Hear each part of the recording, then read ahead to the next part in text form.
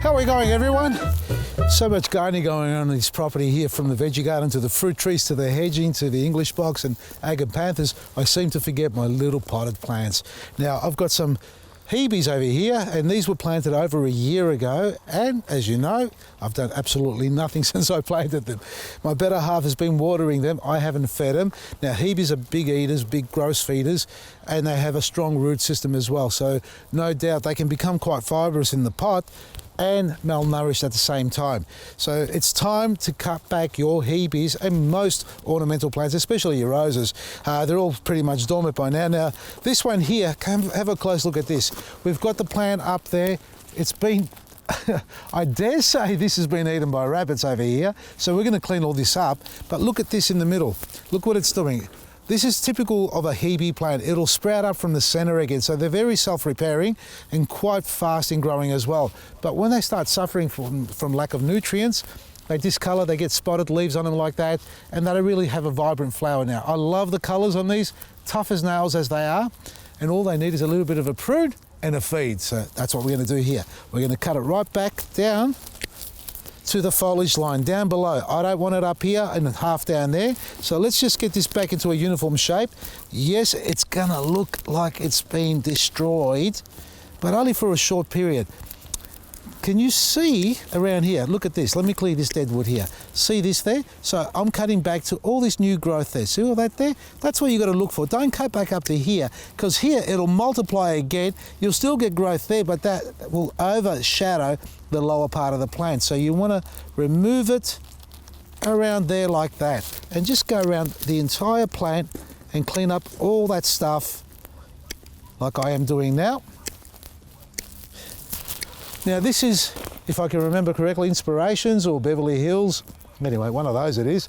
Hebe buxifolia is probably the most common one used for hedging around edges. So is Inspirations, has a larger version of it, whereas the buxifolia can sit quite low, meaning about 30 centimetres quite comfortably. That's a little bit lanky. You can also practice the old cut out the centre, whatever's growing in the middle, get rid of, so you don't get too much congestion going on there.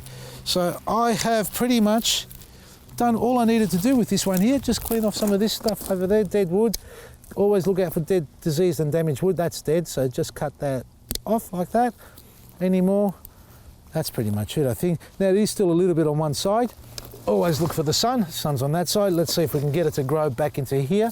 Now, once you've done that with your plants, and it starts from now all the way through to late winter, obviously, till early spring. If you miss the boat, you can still prune then, but what happens when you prune so late, all this undergrowth will start to grow into the plant, and the top half will interfere with it. So don't leave it too late. You've got plenty of time to start from now all the way through. Realistically, mid-August, that'll be quite fine. What you need to do now is give it some superfood. This is an old container of mine. Superfood with black grit enhanced. So you don't have to buy the black grit if you buy the container version. If you buy the bag version of our superfood, it's straight out superfood. No black grit in it, which most of you I know by now have got 18 kilos, if not 10 of them in your garage, because I've seen them. So a small handful or two. This is quite a large pot around the edges. Now, what's this growing here? Does that look like a Hebe to you? It's hard to tell. Or is that agapanthus? More like agapanthus than Hebes, mate. So actually I already put some superfood. That's enough. A handful or two, and a top up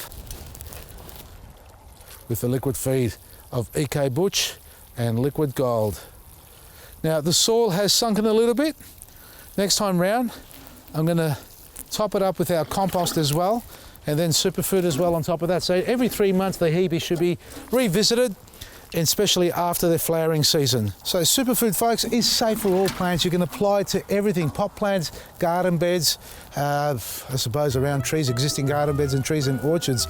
It's available on our website. Our end of financial year sale is ending tonight, midnight. So take advantage of the big discounts plus a 25% off when you use the coupon code EOFY.